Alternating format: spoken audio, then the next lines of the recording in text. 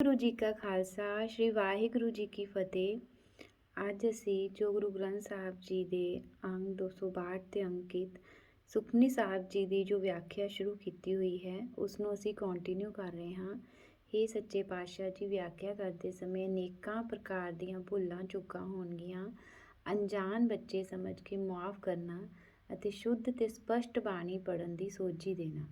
ਵਾਹਿਗੁਰੂ ਜੀ ਕਾ ਖਾਲਸਾ ਸ਼੍ਰੀ ਵਾਹਿਗੁਰੂ ਜੀ ਕੀ ਫਤਿਹ। ਪ੍ਰਭ ਭਾਵੇ ਮਾਨਕ ਗਤ ਪਾਵੇ, ਪ੍ਰਭ ਪਾਵੇ ਤਾਂ ਪਾਥਰ ਤਰਾਵੇ। ਪ੍ਰਭ ਪਾਵੇ, ਅਗਰ ਪ੍ਰਭੂ ਨੂੰ ਚੰਗਾ ਲੱਗਦਾ ਹੈ, ਪ੍ਰਭੂ ਦੀ ਮਰਜ਼ੀ ਹੋਵੇ, ਮਾਨਕ ਗਤ ਪਾਵੇ, ਤਾਂ ਹੀ ਮਨੁੱਖ ਨੂੰ ਗਤ ਮਿਲਦੀ ਹੈ, ਤਾਂ ਹੀ ਮਨੁੱਖ ਮੁਕਤੀ ਪਾਉਂਦਾ ਹੈ। ਪ੍ਰਭ ਭਾਵੇ ਤਾਂ ਪਾਥਰ ਤਰਾਵੇ, ਤੇ ਪ੍ਰਭੂ ਚਾਹੇ ਤਾਂ ਪੱਥਰ ਵੀ ਤਰ ਜਾਂਦੇ ਹਨ। ਹੁਣ ਇਹ ਅਸ਼ਟਪਦੀ ਦੀਆਂ ਇਹਨਾਂ ਲਾਈਨਾਂ ਨੂੰ ਵਿਆਖਿਆ ਕਰਦੀ ਇੱਕ ਸਾਖੀ ਹੈ। ਪ੍ਰਭ ਭਾਵੇ ਮਾਨਕ ਗਤ ਪਾਵੇ, ਕਿ ਮਨੁੱਖ ਨੂੰ ਵੀ ਮੁਕਤੀ ਉਦੋਂ ਹੀ ਹਾਸਲ ਹੁੰਦੀ ਹੈ ਅਗਰ ਪ੍ਰਭੂ ਦੀ ਰਜ਼ਾ ਹੋਏ। ਤੇ ਇੱਕ ਸਾਖੀ ਹੈ ਸ਼ਾਹੂਕਾਰ ਦੀ। ਇੱਕ ਸੇਠ ਸਹਾਰਨਪੁਰ ਵਿੱਚ ਰਹਿ ਕੇ ਸ਼ਾਹੂਕਾਰੇ ਦਾ ਕੰਮ ਕਰਦਾ ਸੀ। ਉਸਦੇ 2 ਲੜਕੇ ਸਨ। ਸਮੇਂ ਅਨੁਸਾਰ ਦੋਹਾਂ ਦੇ ਵਿਆਹ ਕਰ ਦਿੱਤੇ।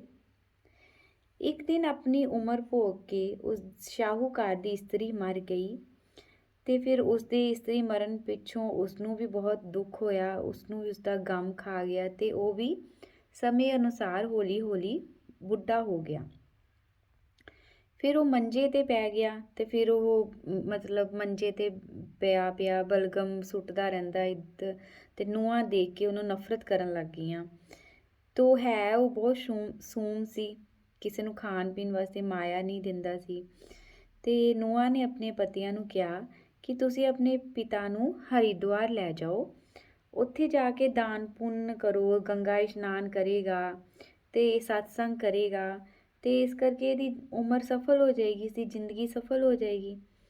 ਦੋਵਾਂ ਲੜਕਿਆਂ ਨੇ ਬਹੁਤ ਮਨਾਇਆ ਪਿਤਾ ਆਪਣੇ ਨੂੰ ਕਿ ਹਰਿਦੁਆਰ ਜਾਣ ਵਾਸਤੇ, ਪਰ ਰਿਸ਼ਤੇਦਾਰਾਂ ਨੇ ਵੀ ਸੱਦ ਕੇ ਉਹਨਾਂ ਨੇ ਰਿਸ਼ਤੇਦਾਰਾਂ ਨੂੰ ਵੀ ਸੱਦਿਆ, ਉਹਨਾਂ ਪਾਸੋਂ ਵੀ ਕਹਾਇਆ ਕਿ ਹੁਣ ਆਪ ਜੀ ਦਾ ਪਿਛਲਾ ਸਮਾਂ ਹੈ ਕਿ ਤੁਸੀਂ ਆਪਣੇ ਹੁਣ ਹਰਿਦੁਆਰ ਜਾ ਕੇ ਸਤਸੰਗ ਕਰੋ, ਇਸ਼ਨਾਨ ਕਰੋ, ਤੁਹਾਡੇ ਪੁੱਤਰ ਲਾਇਕ ਹਨ, ਉਹ ਵਾਰੋ ਵਾਰੀ ਤੁਹਾਡੇ ਕੋਲ ਆ ਕੇ ਸੇਵਾ ਕਰਨਗੇ।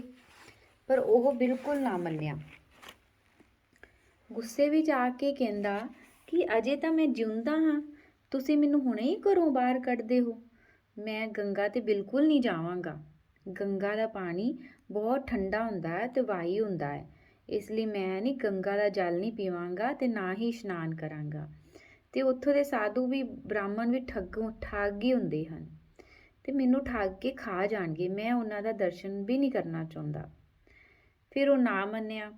ਆਖਰ ਕੁਝ ਚਿਰ ਬਾਅਦ ਜਦੋਂ ਉਸਦੀ ਜੀਵਨ ਦੇ ਸਵਾਸ ਪੂਰੇ ਹੋ ਗਏ ਤਾਂ ਉਹ ਮਰ ਗਿਆ। ਉਸਦੇ ਮਰ ਜਾਣ ਤੇ ਸਾਰੇ ਰਿਸ਼ਤੇਦਾਰ ਇਕੱਠੇ ਹੋਏ, ਸਾਰਿਆਂ ਨੇ ਸਲਾਹ ਕੀਤੀ ਕਿ ਇਹਦਾ ਸੰਸਕਾਰ ਜੋ ਹੈ ਉਹ ਗੰਗਾ ਪਰ ਹੀ ਕਰੀਏ, ਗੰਗਾ ਤੇ ਹੀ ਕਰੀਏ ਜਾ ਕੇ, ਤੇ ਉੱਥੇ ਆਪਾਂ ਭੰਡਾਰਾ ਵਗੈਰਾ ਕਰ ਲਵਾਂਗੇ। ਤੇ ਇਸ ਤਰ੍ਹਾਂ ਉਹਨਾਂ ਨੇ ਸੋਹਣੀ ਪਾਲਕੀ ਸਜਾ ਕੇ ਪਿਤਾ ਦੀ ਦੇਹ ਜਿਹੜੀ ਹੈ ਉਸਦੀ ਬੋਡੀ ਉਹਦੇ ਵਿੱਚ ਰੱਖੀ ਤੇ ਹਰਿਦੁਆਰ ਨੂੰ ਚੱਲ ਪਏ। ਰਸਤੇ ਵਿੱਚ ਰਾਤ ਪੈ ਗਈ। ਇੱਕ ਧਰਮਸ਼ਾਲਾ ਸੀ, ਉਹ ਉੱਥੇ ਹੀ ਰਹਿ ਪਏ। ਗਰਮੀ ਦਾ ਮੌਸਮ ਹੋਣ ਕਰਕੇ ਪਾਲਕੀ ਅੰਦਰ ਰੱਖ ਦਿੱਤੀ ਤੇ ਬਾਕੀ ਦੇ ਸਾਰੇ ਰਿਸ਼ਤੇਦਾਰ ਬਾਹਰ ਲੰਮੇ ਪੈ ਗਏ ਤੇ ਆਪਸ ਵਿੱਚ ਗੱਲਾਂ ਕਰਨ ਲੱਗ ਪਏ ਕਿ ਪਿਤਾ ਜੀ ਨੂੰ ਗੰਗਾ ਤੇ ਰਹਿਣ ਲਈ ਬਹੁਤ ਕਿਹਾ ਸੀ ਵੀ ਉੱਥੇ ਜਾ ਕੇ ਸਤਸੰਗ ਕਰਨ, ਪਰ ਉਹ ਨਹੀਂ ਮੰਨੇ ਤੇ ਗਾਲਾਂ ਵੀ ਕੱਢਦੇ ਰਹੇ। ਤੇ ਹੁਣ ਉਸਦੀਆਂ ਹੱਡੀਆਂ ਨੂੰ ਉੱਥੇ ਸੰਸਕਾਰ ਕਰਕੇ ਆਪਾਂ ਹੱਡੀਆਂ ਉੱਥੇ ਗੰਗਾ 'ਚ ਜਲ ਪ੍ਰਵਾਹ ਕਰ ਦੇਵਾਂਗੇ ਤੇ ਉਸ ਨੂੰ ਮੁਕਤੀ ਮਿਲ ਜਾਏਗੀ। ਅੰਦਰ ਹੀ ਕੋੜੀ ਬੈਠਾ ਹੋਇਆ ਸੀ, ਉਹ ਉਹਨਾਂ ਦੀ ਗੱਲਾਂ ਸੁਣਦਾ ਰਿਹਾ ਤੇ ਉਹਦੇ ਮਨ ਵਿੱਚ ਉਸਨੇ ਇਹ ਸੋਚਿਆ ਕਿ ਇੱਥੇ ਤਾਂ ਮੈਨੂੰ ਕੋਈ ਪੁੱਛਦਾ ਨਹੀਂ, ਜੰਗਲ ਹੈ ਤੇ ਮੈਂ ਹਰਿਦੁਆਰ ਤਾਂ ਬਹੁਤ ਦਾਨੀ ਆਉਂਦੇ ਹਨ, ਉੱਥੇ ਦਾਨ ਪੁੰਨ ਕਰਦੇ ਹਨ, ਮੇਰਾ ਗੁਜ਼ਾਰਾ ਚੰਗਾ ਹੋਏਗਾ ਤੇ ਮੈਂ ਹਰਿਦੁਆਰ ਚਲ ਜਾਵਾਂਗਾ ਤੇ ਚੰਗੀ ਗੱਲ ਹੋਏਗੀ। ਤੇ ਉਸਨੇ ਇਹ ਸੋਚਦੇ ਹੋਏ ਮੁਰਦੇ ਨੂੰ, ਕਿਉਂਕਿ ਸਾਰੇ ਤਾਂ ਬਾਹਰ ਲੰਮੇ ਪਏ ਹੋਏ ਸੀ, ਅੰਦਰ ਉਹ ਮੁਰਦਾ ਹੀ ਸੀ ਸਿਰਫ, ਤਾਂ ਉਸਨੇ ਸੋਚ ਕੇ ਮੁਰਦੇ ਨੂੰ ਆਪਣੇ ਆਸਣ ਤੇ ਰੱਖਤਾ, ਜਿੱਥੇ ਉਹ ਆਪ ਬੈਠਾ ਸੀ ਉੱਥੇ ਲੁਕਾ ਕੇ ਰੱਖ ਦਿੱਤਾ ਤੇ ਆਪ ਮੁਰਦਾ ਬਣ ਕੇ ਉਹ ਪਾਲਕੀ ਵਿੱਚ ਸੌਂ ਗਿਆ। ਸਵੇਰ ਹੋਣ ਤੇ ਸਾਰੇ ਲੋਕ ਉੱਠੇ, ਪਾਲਕੀ ਨੂੰ ਚੁੱਕ ਕੇ ਹਰਿਦੁਆਰ ਨੂੰ ਤੁਰ ਪਏ। ਜਿਸ ਵੇਲੇ ਹਰਿਦੁਆਰ ਪਹੁੰਚੇ ਤੇ ਸਾਰੇ ਬ੍ਰਾਹਮਣ ਇਕੱਠੇ ਹੋ ਕੇ ਉਹ ਪਿਤਾ ਦਾ ਸੰਸਕਾਰ ਕਰਨ ਲੱਗੇ ਤਾਂ ਉਸ ਵੇਲੇ ਉਹ ਕੋਹੜੀ ਜੋ ਉਸਦੇ ਪਿਤਾ ਦੀ ਥਾਂ 'ਤੇ ਆ ਕੇ ਬੈਠ ਗਿਆ ਸੀ, ਉਹ ਉੱਠ ਕੇ ਬੈਠ ਗਿਆ ਅਤੇ ਉਹ ਸਾਰੇ ਡਰ ਗਏ ਕਿ ਇਹ ਕੋਹੜੀ ਕਿੱਥੋਂ ਆ ਗਿਆ। ਜਦੋਂ ਉਹਨੇ ਕੋਹੜੀ ਤੋਂ ਪੁੱਛਿਆ ਸਾਰਿਆਂ ਨੇ ਕਿ ਇੱਥੇ ਤਾਂ ਸਾਡੇ ਪਿਤਾ ਦੀ ਦੇਹ ਸੀ, ਤਾਂ ਉਸਨੇ ਸਾਰਾ ਦੱਸਿਆ ਕਿ ਧਰਮਸ਼ਾਲਾ ਵਿੱਚ ਤੁਸੀਂ ਗੱਲਾਂ ਕਰ ਰਹੇ ਸੀ ਕਿ ਹਰਿਦੁਆਰ ਜਾ ਰਹੇ ਹੋ, ਤਾਂ ਮੈਂ ਤਾਂ ਇੱਥੇ ਭੁੱਖਾ ਮਰ ਰਿਹਾ ਸੀ ਅਤੇ ਮੈਂ ਉਸ ਦੀ ਜਗ੍ਹਾ 'ਤੇ ਆ ਕੇ ਲੇਟ ਗਿਆ। ਅਤੇ ਬਾਕੀ ਦੇ ਆਦਮੀ ਫਿਰ ਉਹ ਸਾਰੇ ਕਹਿੰਦੇ ਕਿ ਇਹ ਤਾਂ ਫਿਰ ਗਲਤ ਹੋ ਗਿਆ, ਹੁਣ ਸਾਨੂੰ ਦੇਹ ਦੁਬਾਰਾ ਲੈ ਕੇ ਆਉਣੀ ਪਏਗੀ। ਤਾਂ ਉਹ ਸਾਰੇ ਆਪਸ ਵਿੱਚ ਗੱਲਾਂ ਕਰਨ ਲੱਗੇ ਕਿ ਉਹ ਸਾਡਾ ਪਿਤਾ ਤਾਂ ਜਿਉਂਦਿਆਂ ਜੀ ਵੀ ਗੰਗਾ 'ਤੇ ਨਹੀਂ ਆਇਆ ਅਤੇ ਹੁਣ ਮਰ ਕੇ ਵੀ ਨਹੀਂ ਆਉਂਦਾ ਪਿਆ। ਤਾਂ ਆਦਮੀ ਉੱਥੇ ਹੀ ਰਹੇ ਅਤੇ ਉਹ ਉਸਦਾ ਲੜਕਾ ਅਤੇ ਇੱਕ ਹੋਰ ਦੋਵੇਂ ਮਿਲ ਕੇ ਉਹਨੂੰ ਲੈਣ ਚੱਲ ਗਏ ਕਿ ਉੱਥੇ ਦੇਖਿਆ ਕਿ ਮੁਰਦਾ ਤਾਂ ਉੱਥੇ ਹੀ ਪਿਆ ਉਹਨਾਂ ਦੇ ਪਿਤਾ ਦੀ ਦੇਹ। ਤਾਂ ਉਹ ਮੁਰਦੇ ਨੂੰ ਲੈ ਕੇ ਉਹਨਾਂ ਨੇ ਘੋੜੀ ਨਾਲ ਬੰਨ੍ਹ ਦਿੱਤਾ, ਪਰ ਉਹ ਘੋੜੀ ਐਸੀ ਡਰ ਗਈ ਕਿਉਂਕਿ ਉਹ ਮੁਰਦਾ ਸੀ। ਘੋੜੀ ਨੂੰ ਫੀਲਿੰਗ ਹੋਈ ਕਿ ਮੁਰਦੇ ਕਰਕੇ ਉਹ ਡਰ ਗਈ, ਉਹ ਵਾਪਸ ਨਹੀਂ ਗਈ ਉੱਥੇ ਗੰਗਾ ਵੱਲ ਨਹੀਂ ਗਈ, ਹਰਿਦੁਆਰ ਵੱਲ, ਉਹ ਸਿੱਧੀ ਮੁੜ ਕੇ ਸਹਾਰਨਪੁਰ ਹੀ ਆ ਗਈ। ਤਾਂ ਲੋਕ ਸਾਰੇ ਹੱਸਣ ਲੱਗ ਗਏ ਕਿ ਪਾਲਕੀ 'ਚ ਤਾਂ ਲਿਟਾ ਕੇ ਤੁਸੀਂ ਲੈ ਕੇ ਗਏ ਸੀਗੇ, ਹੁਣ ਇਹ ਕਿੱਦਾਂ ਵਾਪਸ ਹੀ ਆ ਗਏ, ਤਾਂ ਜਿਉਂਦੇ 'ਚ ਹੀ ਨਹੀਂ ਜਾਣਾ ਚਾਹੁੰਦਾ ਸੀ ਅਤੇ ਹੁਣ ਇਹ ਫਿਰ ਵਾਪਸ ਆ ਗਿਆ, ਗਿਆ ਹੀ ਨਹੀਂ। ਫਿਰ ਸਾਰਿਆਂ ਨੇ ਉਹਨਾਂ ਨੇ ਕੀ ਸੋਚਿਆ ਕਿ ਉਸਦਾ ਸੰਸਕਾਰ ਜੋ ਹੈ ਸਹਾਰਨਪੁਰ ਹੀ ਕੀਤਾ ਜਾਏ। ਫਿਰ ਉਹਨਾਂ ਨੇ ਹੱਡੀਆਂ ਵਗੈਰਾ ਚੁਣੀਆਂ ਚੌਥੇ 'ਤੇ ਅਤੇ ਬ੍ਰਾਹਮਣ ਵਗੈਰਾ ਸਾਰਿਆਂ ਨੂੰ ਬੁਲਾ ਕੇ ਉਹਨਾਂ ਨੂੰ ਕਿਹਾ ਕਿ ਸਾਰਿਆਂ ਨੇ ਪੈਸੇ ਦਿੱਤੇ, ਕਿਸੇ ਨੇ 2 ਰੁਪਏ, ਕਿਸੇ ਨੇ 7 ਰੁਪਏ, ਕਿਸੇ ਨੇ 10 ਰੁਪਏ, ਇਸ ਤਰ੍ਹਾਂ ਉਸਦਾ 100 ਰੁਪਈਆ ਹੋ ਗਿਆ ਬ੍ਰਾਹਮਣ ਦਾ। ਅਤੇ ਉਸ ਨੂੰ ਕਿਹਾ ਕਿ ਇਸ ਨੂੰ ਲੈ ਕੇ ਇਸਦੇ ਹੱਡੀਆਂ ਜੋ ਹੈ ਉਹ ਗੰਗਾ ਜਲ ਪ੍ਰਵਾਹ ਕਰ ਦੇਣਾ। ਅਤੇ ਉਹ ਇੱਕ ਪੋਟਲੀ ਬਣਾ ਦਿੱਤੀ, ਉਹ 'ਚ ਪੈਸੇ ਰੱਖ ਦਿੱਤੇ ਅਤੇ ਉਹ 'ਚ ਥੋੜ੍ਹਾ ਕੱਪੜਾ ਇਹ ਉਹ ਉਸਦੇ ਨਾਲ ਰੱਖ ਦਿੱਤਾ ਅਤੇ ਉਸ ਨੂੰ ਕਿਹਾ ਕਿ ਇਸ ਨੂੰ ਜਲ ਪ੍ਰਵਾਹ ਕਰ ਦੇਣਾ। ਰਸਤੇ ਵਿੱਚ ਉਸ ਬ੍ਰਾਹਮਣ ਨੇ ਕੀ ਸੋਚਿਆ ਕਿ ਇਸ ਤਰ੍ਹਾਂ ਮੈਂ ਜਾਵਾਂਗਾ ਤਾਂ ਰਸਤੇ ਵਿੱਚ ਡਾਕੂ ਹੋਣਗੇ, ਇਸ ਤਰ੍ਹਾਂ ਇਹ ਚੰਗਾ ਹੈ ਕਿ ਮੈਂ ਜੋ ਪੈਸੇ ਉਸਨੂੰ ਘਰ ਰੱਖ ਆਵਾਂ। ਅਤੇ ਉਸਨੇ ਜੰਗਲ ਵਿੱਚ ਹੀ ਉਹ ਪੋਟਲੀ ਬੰਨ੍ਹ ਦਿੱਤੀ ਗੁੱਥਲੀ ਅਤੇ ਉਹ ਘਰ ਚਲਾ ਗਿਆ। ਪਿੱਛੋਂ ਇੱਕ ਭੰਗੀ ਲੱਕੜੀਆਂ ਲੈਣ ਵਾਸਤੇ ਜੰਗਲ ਵਿੱਚ ਆਇਆ ਤਾਂ ਉਸਨੇ ਦੇਖਿਆ ਕਿ ਉੱਥੇ ਇੱਕ ਗੁੱਥਲੀ ਬੰਨੀ ਹੋਈ ਹੈ। ਉਸਨੇ ਸੋਚਿਆ ਇਸ ਵਿੱਚ ਧਨ ਹੈ, ਪਰ ਜਦੋਂ ਉਸਨੇ ਖੋਲ੍ਹਿਆ ਉਸ ਵਿੱਚ ਹੱਡੀਆਂ ਸਨ ਅਤੇ ਥੋੜ੍ਹਾ ਕੱਪੜਾ ਵਗੈਰਾ ਸੀ, ਤਾਂ ਉਸਨੇ ਹੱਡੀਆਂ ਤਾਂ ਇੱਧਰ ਉੱਧਰ ਸੁੱਟ ਦਿੱਤੀਆਂ ਅਤੇ ਉਹ ਜਿਹੜਾ ਕੱਪੜਾ ਢੱਕਣ ਢੁੱਕਣ ਵਾਲਾ ਵਿੱਚ ਪਿਆ ਸੀ ਉਹ ਲੈ ਕੇ ਅਤੇ ਉਹ ਚਲਾ ਗਿਆ। ਅਤੇ ਪਿੱਛੋਂ ਪੁਰੋਹਿਤ ਆ ਕੇ ਦੇਖਦਾ ਕਿ ਉਹ ਕੋਈ ਗੁੱਥਲੀ ਤਾਂ ਉਸਨੂੰ ਮਿਲੀ ਨਹੀਂ, ਤਾਂ ਉਸਨੇ ਫਿਰ ਝੂਠ ਹੀ ਆ ਕੇ ਕਹਿ ਦਿੱਤਾ ਕਿ ਹਾਂ ਤੁਹਾਡੇ ਪਿਤਾ ਦੇ ਫੁੱਲ ਗੰਗਾ ਵਿੱਚ ਪ੍ਰਵਾਹ ਕਰ ਦਿੱਤੇ ਆ। ਉਸਨੇ ਆ ਕੇ ਘਰਦਿਆਂ ਨੂੰ ਝੂਠ ਹੀ ਬੋਲ ਦਿੱਤਾ।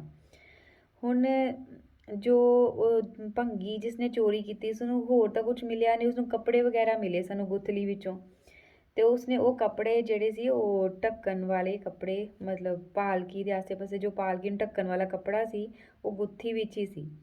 ਜਿਹੜੀ ਉਹ ਪਹਿਲਾਂ ਪਾਲਕੀ ਬਣਾਈ ਸੀ ਨਾ ਉਸਦੇ ਆਸੇ ਪਾਸੇ ਜੋ ਕੱਪੜਾ ਲਗਾਇਆ ਹੋਇਆ ਸੀ ਉਹ ਗੁੱਥਲੀ ਵਿੱਚ ਹੀ ਸੀ ਕਿ ਉੱਥੇ ਉਸਨੂੰ ਪ੍ਰਵਾਹ ਕਰ ਦਿਓ। ਅਤੇ ਉਹ ਕੱਪੜਿਆ ਉਸਨੇ ਸਿਲਾ ਕੇ ਸਵਾ ਕੇ ਅਤੇ ਉਸਨੇ ਆਪਣੀ ਕੁੜਤਾ ਬਣਾ ਲਿਆ। ਅਤੇ 6 ਮਹੀਨੇ ਬਾਅਦ ਉਹੀ ਭੰਗੀ ਜੋ ਹੈ ਉਹ ਉਹਨਾਂ ਦੇ ਘਰ ਸਫਾਈ ਕਰਨ ਦਾ ਕੰਮ ਕਰਨ ਲੱਗ ਗਿਆ। ਤਾਂ ਉਹ ਸਫਾਈ ਕਰਨ ਦਾ ਕੰਮ ਲੱਗ ਗਿਆ ਤਾਂ ਉਹ ਜੋ ਨੂੰਹ ਹੈ ਉਹ ਦੋਨੋਂ ਬੇਟਿਆਂ ਦੀ ਮੁੰਡਿਆਂ ਦੀ ਨੂੰਹ ਸੀ ਜਿਹੜੀ, ਉਹਨੇ ਪਛਾਣ ਲਿਆ ਕਿ ਇਹ ਕੱਪੜਾ ਤਾਂ ਉਹਨਾਂ ਦਾ ਹੀ ਲੱਗਦਾ ਹੈ। ਅਤੇ ਉਹਨੇ ਪਤੀ ਨੂੰ ਆ ਕੇ ਕਿਹਾ ਕਿ ਇਸਨੂੰ ਪੁੱਛੋ ਤਾਂ ਵੀ ਇਸਨੂੰ ਗੁੱਸੇ ਹੋ ਕੇ ਪੁੱਛੋ ਕਿ ਕੀ ਹੈ, ਇਸਨੇ ਇਹ ਕੱਪੜਾ ਕਿੱਥੋਂ ਲਿਆ, ਕਿੱਥੋਂ ਕੁੜਤਾ ਸਵਾਇਆ।